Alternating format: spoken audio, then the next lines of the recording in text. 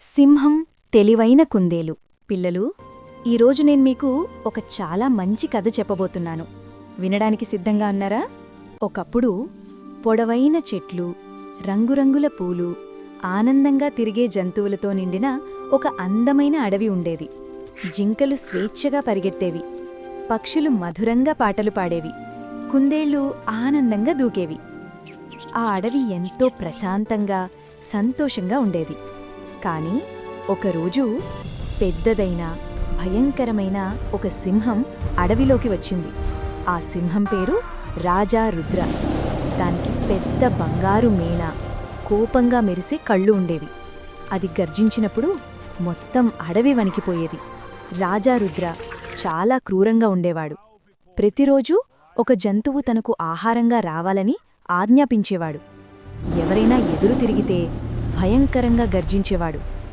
పేద జంతువులన్నీ భయంతో జీవించేవి. ఈ క్రూర సింహం నుంచి మమ్మల్ని ఎవరు రక్షిస్తారు అని ఏడ్చేవి.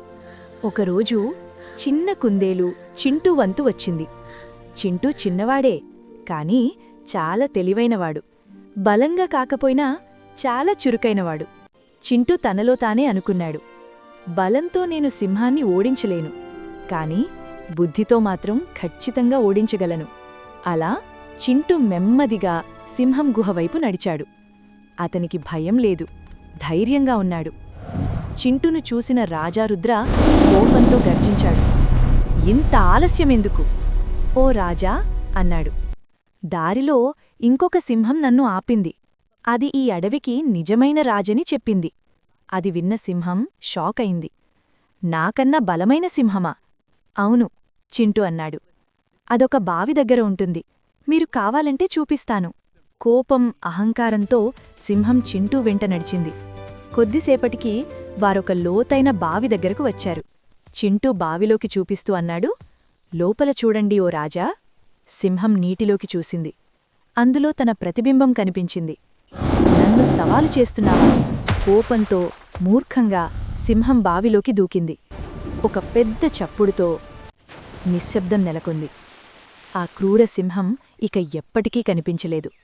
దాక్కున్న జంతువులన్నీ బయటకు వచ్చాయి. చింటూ సురక్షితంగా నిలబడి ఉన్నాడు.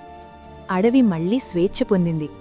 జంతువులన్నీ ఆనందంగా నృత్యం చేసి చింటూకి కృతజ్ఞతలు చెప్పాయి. పిల్లలు, ఈ కథ మనకు చెప్పే పాఠమిదే. బలం కంటే బుద్ధి గొప్పది. ఎప్పుడూ తెలివిగా ఆలోచించండి. మీకు ఈ కథ నచ్చితే లైక్ చేయండి, షేర్ చేయండి. ఇంకా మంచి కథల కోసం సబ్స్క్రైబ్ చేయండి.